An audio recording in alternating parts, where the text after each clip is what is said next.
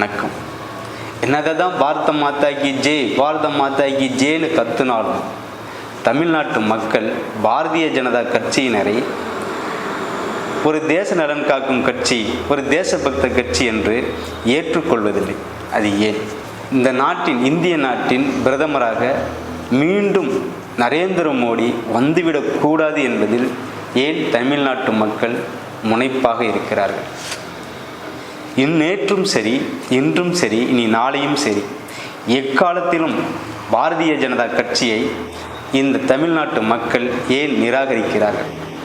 பாரதிய ஜனதாவோடு எந்த கட்சி கூட்டணி வைத்தாலும் அந்த கட்சி, அது எந்த கட்சியாக இருந்தாலும் சரி, அந்த கட்சியை தமிழ்நாட்டு மக்கள் ஏன் நிராகரிக்கிறார்கள்? அப்படி என்ன பாரதிய ஜனதா கட்சியின் மீது தமிழ்நாட்டு மக்களுக்கு கோபமா இல்லது நம்பிக்கையின்மையா என்ன?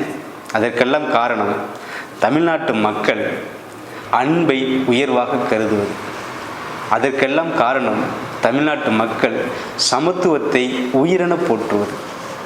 இங்கே இந்து, முஸ்லீமு, கிறிஸ்டினு எல்லா மதத்தவரும் இருக்கிறாங்க. அவங்கவுங்க மதத்தை, பிடித்த மதத்தை பின்பற்றுறாங்க. எந்த மதமும் பிடிக்காத நாத்திகராகவும் இருக்கிறாங்க.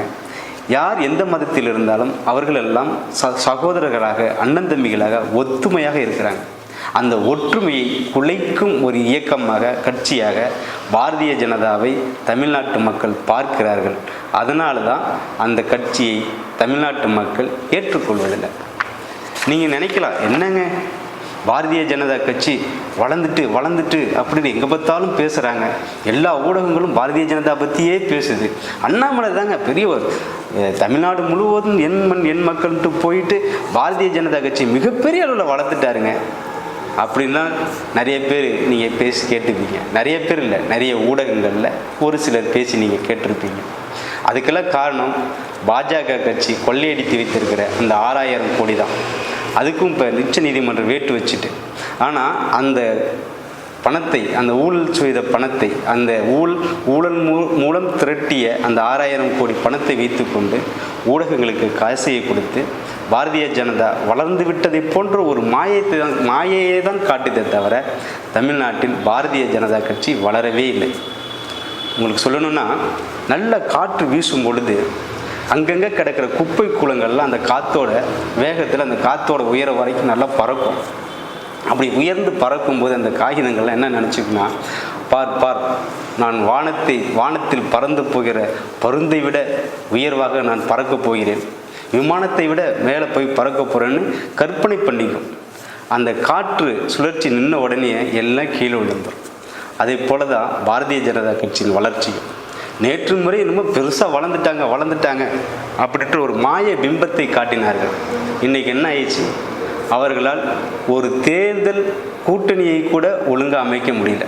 தமிழ்நாட்டில் பலமிக்க கட்சிகளை தங்கள் கூட்டணிக்குள் அவரால் இழுக்கவே முடியல. அவங்களோட கூட்டணி வச்சுக்க எல்லாம் தயங்குறாங்க. பாரதிய ஜனதா கட்சியோட கூட்டணி வைத்துக்குள்ள எல்லாம் தயங்குறாங்க. யாரெல்லாம் போய் அங்கே போய் சேர்றாங்க? தமிழ்நாட்டு மக்களால் செல்லா காசாக்கப்பட்ட, தமிழ்நாட்டு மக்களால் நிராகரிக்கப்பட்ட கட்சிகள் தான் அவர்கள் கூட போய் சேர்கிறார்களே தவிர தமிழ்நாட்டு மக்கள் ஏற்றுக்கொண்ட எந்த கட்சியும் அவர்களோடு இல்லை. ஐஜேகே எவ்வளோ பேர் ஏற்றுக்கிட்டாங்க? ஜான் பாண்டியன் போய் இருக்கிறார். ஜான் பாண்டியனால் ஒரு தலைவரை யார் நினைக்கிறா? அதெல்லாம் கிடையாது. பாரதிய ஜனதா கட்சியின் வளர்ச்சி என்பது வெறும் வெற்று விளம்பரம்தான். ஆனால் உண்மையிலேயே பாரதிய ஜனதா கட்சியையும் அந்த கட்சியோடு கூட்டணி வைத்துக் கொள்பவர்களையும் தமிழ்நாட்டு மக்கள் என்னாலும் ஏற்றுக்கொள்வதில்லை. அதற்கெல்லாம் என்ன காரணம்? அதுக்கெல்லாம் என்ன காரணம்னா, அந்த கட்சியினர் நடந்து கொள்கிற விதத்தை நீங்கள் கவனித்தாலே போதும். தந்தை பெரியார் சொன்னார், கடவுளை கற்பித்தவன் முட்டாள், கடவுளை பரப்பியவன் அயோக்கியன், கடவுளை வணங்குகிறவன் காட்டு மிராண்டி அப்படின்னார். நிறைய பேர் கேட்கலாம், இதுக்கெல்லாம் என்னங்க காரணம்? சில பாரதிய ஜனதா கட்சிக்காரங்க, இந்த சங்கிகள்லாம் சில பேர் என்ன பண்ணுவாங்கனாக்கா, அதுக்கு நேர் மாறான வசனத்தை எழுதி எங்கே பார்த்தாலும் போஸ்ட் ஓட்டுவாங்க, போஸ்ட்லாம் போடுவாங்க. ஆனால் பெரியார் சொன்னது தான் உண்மை, பெரியார் சொன்னது தான் உண்மை என்று உங்களுக்கு ஒரு விளக்கம் வேண்டுமென்றால் பாரதிய ஜனதா கட்சி நடந்து கொள்வதை கூர்ந்து கவனித்தாலே போதும். சமீபத்தில் தருமபுரம் ஆதீனம் அவர் போய் என்ன பண்ணினாங்க? தருமபுரம் ஆதீனம் யார்?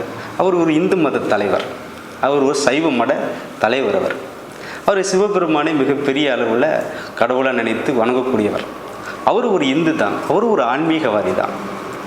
அந்த ஆன்மீகவாதியை, அந்த கடவுள் நம்பிக்கையாளரை, அந்த இந்து மத தலைவரை பாரதிய ஜனதா கட்சி என்ன செஞ்சாங்க? ஒரு கடவுள் மேல் அவர்களுக்கு மிகுந்த நம்பிக்கை இருக்குன்னா அது உண்மை என்றால், அவங்க உண்மையிலேயே கடவுள் பக்திமானாக இருந்தால் தருமபுரம் ஆதீனத்தை போய் உன்னை பற்றி செக்ஸ் படலாம் என்கிட்ட நிறைய இருக்குது, அதெல்லாம் வெளியிட்டுருவேன், வெளியிடாமல் இருக்கணும்னா 1 கோடி ரூபா பணம் கொடு அப்படின்னு மிரட்டி இருக்கிறாங்க. யார் மிரட்டினா? திராவிடர் கழகத்துக்காரர்களும் கடவுள் இல்லை என்று சொல்பவர்களும் தருமபுர ஆதீனத்தை மிரட்டி இருக்கிறார்கள். எதுக்கு தெரியுமா மிரட்டி இருக்கிறாங்க?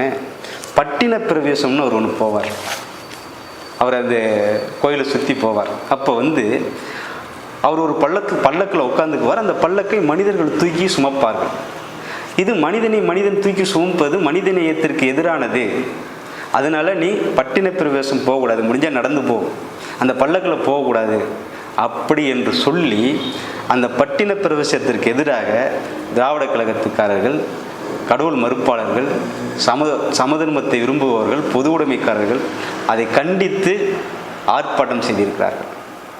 ஆனால் ஒரு நாள் பாரதிய ஜனதா கட்சிக்காரர்களைப் போல அவரை மிரட்டி பணம் பறித்தவர்கள் அல்ல, அவரை மிரட்டியவர்கள் அல்ல, அவருடைய கொள்கை ரீதியாக அவர் செய்கிறது தவறு அப்படின்னு சுட்டி காட்டி பிரச்சாரம் செய்தவர்கள் தானே தவிர, ஆனால் கடவுள் இருக்குது என்று சொன்ன பாரதிய ஜனதா கட்சிக்காரங்க என்ன பண்ணாங்க? அந்த சாமியாரையே போய் ஆபாச படம் வச்சுக்கிறோம், ஒழுங்காக பணம் கொடுன்னு மிரட்டிக்கிறானா? அவன் நாத்திகனா? பாரதிய ஜனதா கட்சிக்காரங்க நாத்திகர்களா? நாங்கள் நாத்திகர்களா? பெரியார் சொன்னது உண்மையா இல்லையா? கடவுள் பக்தியெல்லாம் வெறும் சும்மா தான் அப்படின்னு, எல்லாம் போலி, எல்லாம் வேஷம்னு பெரியார் சொன்னதெல்லாம் உண்மையா பொய்யா? இந்த பாரதிய ஜனதா கட்சிக்காரர்களுடைய நடவடிக்கைகளை நீங்கள் பார்த்தாலே போதும், மிரட்டி இருக்கிறாங்க. அது மட்டுமா? இப்போ சமீபத்தில் ஒரு செய்தி, ஒரு பெண் துறவி, அவங்க பேர் என்னன்னா சிப்ரா பதக், வடநாட்டு பெண் சாமியார், பயங்கரமான ஒரு லீலையை அரங்கேற்றி விட்டு இப்போ தமிழ்நாட்டை விட்டு ஓடிவிட்டார். அவர் என்ன செஞ்சுக்கிறாருன்னா, நம்ம ராமர் கோயிலேருந்து நம்ம ராமேஸ்வரம் வரைக்கும் பாத யாத்திரை ஆரம்பிச்சுக்கிறார். நம்ம அண்ணாமலை போல ஒரு பாத யாத்திரை வந்திருக்கிறாங்க. அப்படி வந்தவங்க என்ன செய்கிறாங்கன்னாக்கா ராமேஸ்வரத்துக்கு வராங்க. சிப்ரா பதக் அவங்க யாருன்னா, அயோத்தி ராமர் கோயிலேருந்து ராமேஸ்வரத்தில் உள்ள ராமர் கோயில் வரைக்கும் பாத யாத்திரையாக வர்றாங்க. எதுக்கு? பக்தியை மக்கள் மத்தியில் விதைக்கிறதுக்கு. யார் அவங்க? பெண் சாமியார். என்ன சாமியார்? பெண் இந்து சாமியார்.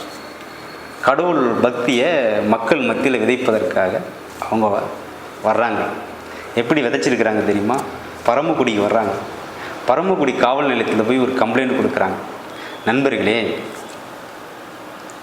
பாரதிய ஜனதா கட்சிக்காரர்கள் பொய் சொல்வதில் கெட்டிக்காரர்கள். அவங்க பயங்கரமாக பொய் தான் சொல்லுவாங்க. ஆனால் நம்ம என்ன சொல்கிறோம்? அது பொய் அப்படின்னு நம்ம கடந்து போய்விடக்கூடாது. ஏன்னா அந்த பொய்யுக்குள் மறைந்திருக்கும் சதியை முதலில் நாம் உணர வேண்டும். இந்த செய்தியிலேருந்தே வருவோம். அவங்க என்ன சொல்கிறாங்க? பரமக்குடி காவல் நிலையத்தில் போய் அவங்க கம்ப்ளைண்ட் கொடுத்துட்டு அவங்க என்ன சொல்கிறாங்கன்னா, நாங்கள் இதேமாரி ராமேஸ்வரம் நோக்கி பாத யாத்திரையாக போயிட்டுருக்கும்போது ஒரு 6 பேர் கொண்ட கும்பல் காரில் எங்களை தாக்கிட்டாங்க. என்ன சொல்லி தாக்குனாங்களாம் தெரியுமா?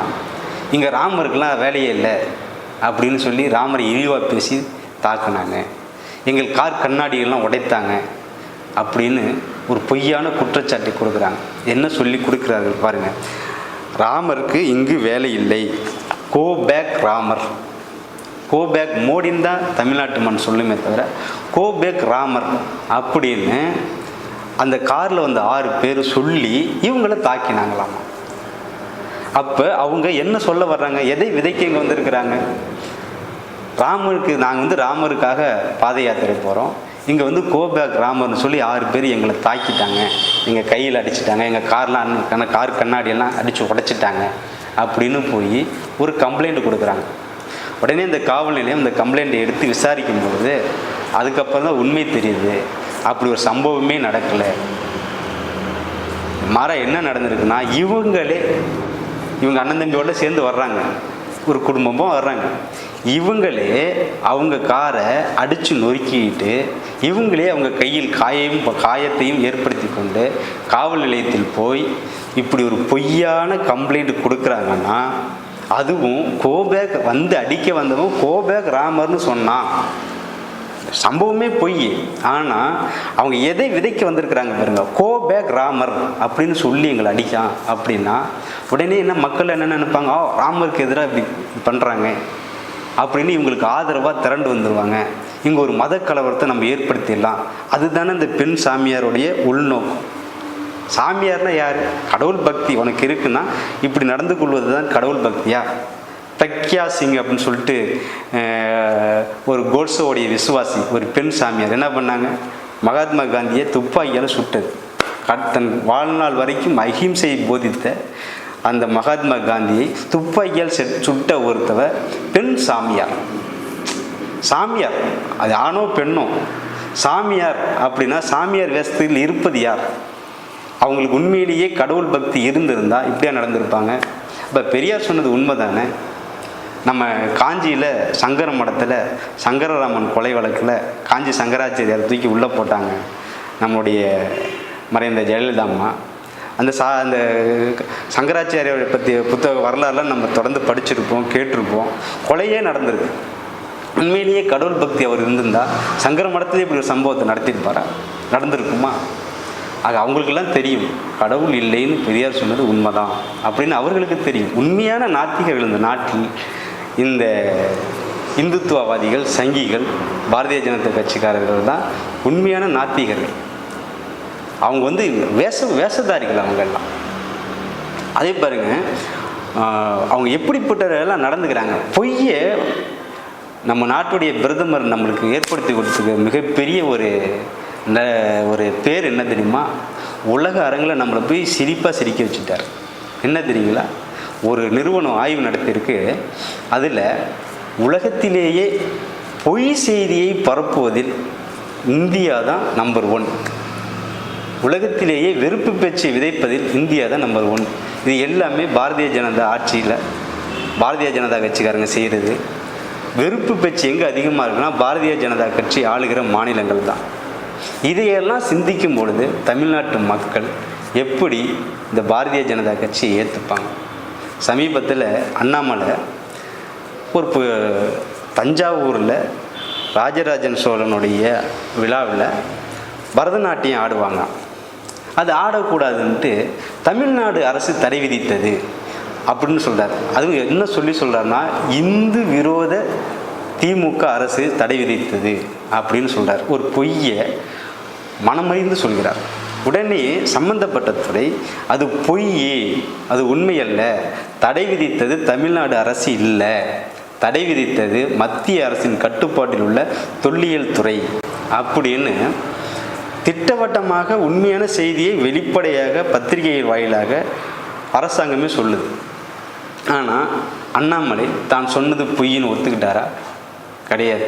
உடனே அடுத்த பொய்க்கு போயிடுவார். ஆளுநர் ரவி, கால்டுவெல், ஜிஇ போப்பெல்லாம் பள்ளிக்கூடம் கூட படிக்காதவங்க அப்படின்னு நாக்கூசாமல் ஒரு ஆளுநர் நாக்கூசாமல் சொல்கிறார். பொய் சொல்கிறதுக்கு வெட்கப்படணும். ஆனால் இந்த ஆளுநர் கொஞ்சம் கூட வெட்கம் இல்லாமல் பொது வெளியில் கால்டுவெல்லும் ஜிஇ போப்பும் பள்ளி படிப்பே முடிக்காதவர்கள் சொன்னார். ஆனால் இப்போ சம்பந்தப்பட்டவர்கள் அவங்க வாங்கின பட்டத்துடைய உண்மையான நகலையே காட்டிட்டாங்க. இதுக்காக ஆமாம் நாங்கள் சொன்னது தப்பு தான், பொய் தான் அப்படின்னு ஆளுநர் ஒத்துக்கிட்டாருன்னு நினைக்கிறீங்களா? இவங்க அடுத்த பொய்க்கு போயிடுவாங்க. இவருடைய பொய் பித்தலாட்டங்களை எல்லாம் வடநாட்டில் உள்ள மக்கள் ஏற்றுக்கொள்கிறார்களோ இல்லை கண்டுக்காமல் விடுறாங்களோ தெரியல. ஆனால் தமிழ்நாட்டு மக்கள் இது பெரியாரால் பக்குவப்படுத்தப்பட்ட மண், பெரியார் சிந்தனை பேரூன்றி கிடக்கும் மண், பகுத்தறிவு சிந்தனை தலைத்தூங்கி கிடக்கும் மண். எல்லா மக்களும் தமிழ்நாட்டில் பகுத்தறிவாதிகள் தான். அதனால தான் இவங்களுடைய பொய் பித்தலாட்டங்கள் எடுபடுவதில்லை.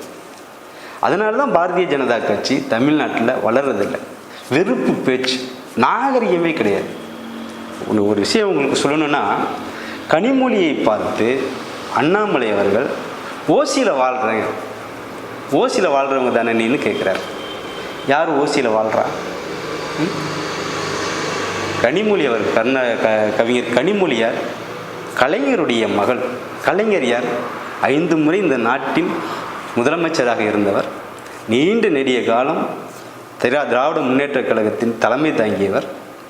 அதையெல்லாம் தாண்டி 14 வயதில் புத்தகம் எழுதி வெளியிட்டவர். 14 வயதிலிருந்து தாம் சாகும் 94வது வயது வரை ஏறக்குறைய 80 ஆண்டு காலம் எழுதியிருக்கிறார். பல்வேறு புத்தகங்கள் எழுதியிருக்கிறார். அவரெல்லாம் என்ன அதெல்லாம் சும்மாவாக இருக்கும்? இது மூலமெல்லாம் வருமானம் வந்திருக்காதா? அவருக்கு சொத்து சேர்ந்துருக்காதா? கனிமொழி அவர்கள் அவர் அப்பா வீட்டு சொத்தில் இருக்கிறார். ஆனால் அண்ணாமலை யார்? அண்ணாமலை ஒரு பேட்டியில் சொல்கிறாரு, நான் அரவக்குறிச்சி தேர்தலில் போட்டிட்டப்ப நான் சிறுக ஐபிஎஸ்ஸாக இருந்து சேர்த்த போன எல்லாத்தையும் செலவு பண்ணிட்டேன். நான் ஐபிஎஸ்ஸாக இருக்கும்போது வாங்கின கடனை அடைக்கிறதுக்கே 9 வருஷம் நான் வேலை செஞ்சேன். அப்படிதான் கஷ்டப்பட்டு சம்பாதிச்ச பணத்தை அரவக்குறிச்சி தேர்தலில் சுத்தமாக இழந்துட்டேன். ஒரு மாதத்துக்கு எனக்கு 2-3 லட்ச ரூபா எனக்கு மட்டுமே செலவாகுது. இருந்தாலும் இப்படிப்பட்ட ஒரு சாமானியன் எப்படி நீங்கள் அரசியல் இருக்கீங்கன்னு நினைக்கிறீங்களா? எனக்கு என் வீட்டு வாடகையை நண்பர்கள் தர்றாங்க, என்னோடய உதவியாளர்களுக்கு சம்பளம் நண்பர்கள் தர்றாங்க, எனக்கு சாப்பாடு நண்பர்கள் போடுறாங்க, இப்படி எல்லாமே நண்பர்கள் போடுறாங்க. என்கிட்ட ஒன்றுமே இல்லை. ஒரு பாராளுமன்ற தேர்தலை சந்திக்கணும்னா 80 கோடி 100 கோடி தேவைப்படுது. அந்தளவுக்குலாம் என்கிட்ட பணம் இல்லை. இப்படியெல்லாம் சொன்னவர் யார்? அண்ணாமலை. கவிஞர் கனிமொழி அவர்கள் கலைஞருடைய மகள். அவங்க அப்பா சொத்தில் வரலன்னா அவங்க அப்பா யார்? சாதாரண ஆளா? சினிமாவின் மறுமலர்ச்சி, தமிழ் சினிமாவின் மறுமலர்ச்சி ஏற்படுத்தியவர் அவர். அவருடைய கதை வசனத்தில் நடித்து தான் எம்ஜிஆர் புகழடைந்தார். அவருடைய கதை வசனத்தில் நடித்து தான் சிவாஜி புகழடைந்தார். அவருடைய கதை வசனத்தை பேசிதான் பல பேர் தமிழ் சினிமாவில் வாய்ப்பை பெற்றார்கள். அப்படிப்பட்ட ஒரு பிரபலமானவரின் மகள். அவங்க அப்பா சொத்தில் வாழ்கிறாங்க, அவங்க அப்பா கட்டி கொடுத்து வீட்டில் வாழ்கிறாங்க. இல்லை உனக்கு என்ன? இது சாதாரண விஷயம் தானே. அவங்க அப்பா சொத்தில் வாழ்கிறையா? நீ ஊரா விட்டு சொத்தில் தான் நான் வாழ்கிறேன்னு நீயே சொன்னியே. நீ ஓசி வாழ்க்கை வாழ்பவரா? கவிஞர் கனிமொழி ஓசி வாழ்க்கை வாழ்பவரா? இதை நான் அண்ணாமலைக்கு கண்டனமாக பேசலை, அவருக்கு ஒரு அறிவுரையாக தான் சொல்கிறேன். ஏன் இந்த மக்கள் பாஜகவை வெறுக்கிறார்னா, அண்ணாமலை போன்றவர்கள், ஆர்.என். ரவியை போன்றவர்கள், இந்த பெண் சாமியாரை போன்றவர்கள், இவங்களுடைய பித்தலாட்டம், இவங்களுடைய தில்லுமுள்ளு, இவங்களுடைய அகங்கார பேச்சு, இவங்களுடைய திமிர் பேச்சு, இவங்களுடைய பொய் புரட்டு, இதையெல்லாம் பார்த்து தமிழ்நாட்டு மக்கள் வெறுப்படைகிறாங்க. பாரதிய ஜனதா கட்சி இப்படிதான் அப்படின்ற ஒரு எண்ணத்தை ஏற்படுத்தியவர்கள் இவர் தான். இவர்களால் தான் பாரதிய ஜனதா கட்சி இங்கே வளராமே இருக்குது. வளரவே வளராது. இவர்களை போன்றவர்கள் இருக்கும் வரை பாரதிய ஜனதா கட்சி வளரவே வராது. மற்ற யாரும் இதை பற்றி கவலையே பட வேண்டியதில்லை. பாரதிய ஜனதா ஒரு கட்சியே கிடையாது இங்கே. ஏன்னா நாகரிகமற்ற தன்மை, நாகரிகமற்ற பேச்சு, பொய் புரட்டு, இதை விதைப்பது, மக்களுக்குள் பிளவை விதைப்பது, நல்ல தலைவர்களை போற்றாமல் அவங்களாம் மதிக்காமல், இதெல்லாம் பாரதிய ஜனதா கட்சியின் வேரூன்றிய பழக்கம். இது இருக்கிற வரை தமிழ்நாட்டில் பாரதிய ஜனதா வளராது. அதே போல் உங்கள் பாரதிய ஜனதாவின் தில்லுமுள்ளு, அவங்க சொல்கிற பொய்யுக்குள் இருக்கும் அந்த தில்லுமுள்ளுகளை தமிழ்நாட்டு மக்கள் என்றுமே உணர்வார்கள். பாரதிய ஜனதா வடநாட்டில் ஏற்படுத்துவதை போல இங்கே மத கலவரத்தையும் ஏற்படுத்த முடியாது. மக்கள் மத்தியிலே ஒன்றாக இருக்கின்ற அந்த உணர்வை, அந்த உறவையும் பிரிக்க முடியாது. இங்கே இந்து, முஸ்லீம், கிறிஸ்டின் எல்லா ஜாதியும், எல்லா மதமும், எல்லா நாத்திகராக இருந்தாலும் சரி, ஆத்திகராக இருந்தாலும் சரி ஒன்றா தான் இருப்பாங்க. அவர்களுக்குள்ளே உள்ள கருத்து பிரச்சாரம் இருக்குமே தவிர சண்டை இருக்காது. இப்படிப்பட்ட ஒரு மத்தியில் சண்டையை மூட்டி விடலாம், இங்கே வளர்ந்துடலான்னு நினைக்கிற பாரதிய ஜனதா கட்சியின் பகல் கனவு இங்கு தமிழ்நாட்டில் நிலைக்காது. தமிழ்நாட்டு மக்கள் ஒரு நாளும் பிரதமரை மோடியை பிரதமராக ஏற்றுக்கொள்ள மாட்டார்கள்.